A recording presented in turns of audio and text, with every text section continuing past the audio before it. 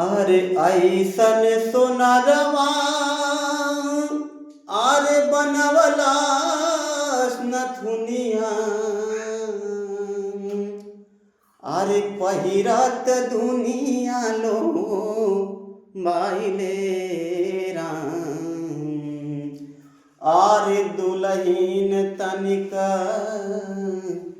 विचार नाही कैलू बाकी बाटे बहिन गराइले राम दुलहीन तनिक विचार नाही कैलू बाकी बाटे बहिन गराइले राम अरे ऐसन सोनारवा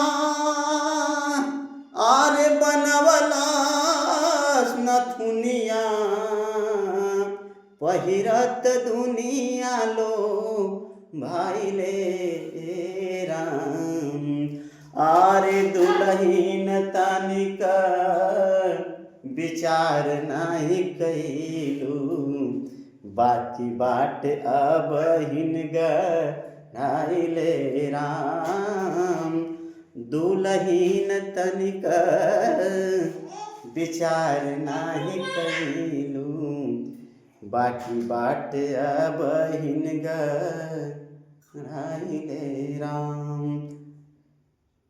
भाव ना लग पर का करी। जय हो मालिक।